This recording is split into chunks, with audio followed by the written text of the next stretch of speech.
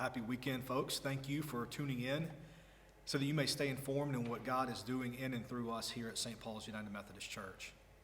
This Sunday is a big Sunday. Lots of things will be happening.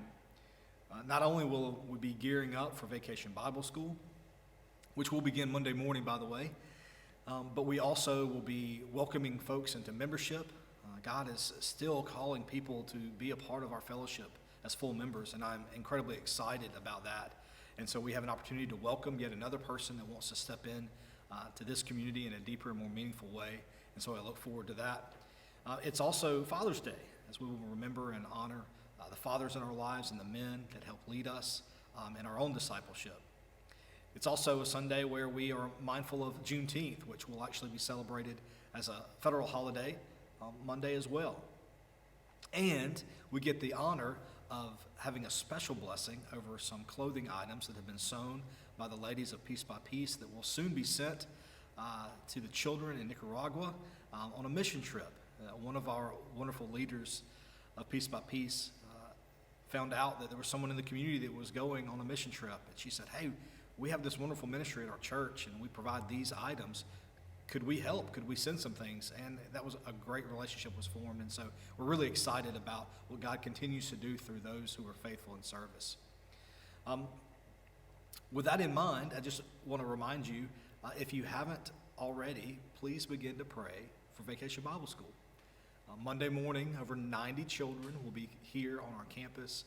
Our leaders have been prepared and trained. We've had really great meetings with all the youth and adults that are going to be helping lead Vacation Bible School. We're excited about what God has in store for us, but we really do depend on your prayers. So please, if you haven't already begun to do so, please pray for an incredible week where God's grace is known, felt, and responded to in really meaningful ways.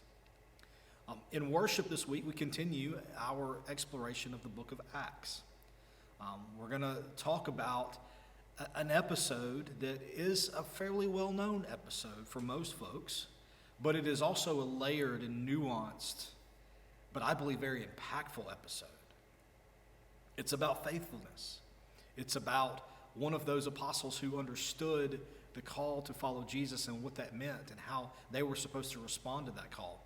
And in this episode, they respond to someone who, in a number of ways, is seen as an outsider, an outcast, someone who could be labeled very clearly as the other. They were the other in many different ways. Many of you are already clued in. I'm talking about Philip and an Ethiopian eunuch. And so this is a very powerful story. It's a story that is placed there with lots of purpose and lots of value. And so I pray that you will come. I pray that you will come with ears opened and hearts opened to hear what God has in store for us as we explore what this episode that is placed in this beautiful story of the early church with really a lot of clarity and a lot of movement and a lot of purpose, what that means for us in the present and in the future. So I look forward to exploring that further with you this Sunday morning. I can't wait to hear what God has in store for all of us, myself included, as we continue to move through the book of Acts, as we continue to ask what the first church, the ancient church, has to say to the future we are trying to build, a future where God's kingdom, God's rule and reign is known even more so than it is now. Thank you for the ways that you continue to support that mission. Thank you for the ways that you support St. Paul's and God's kingdom.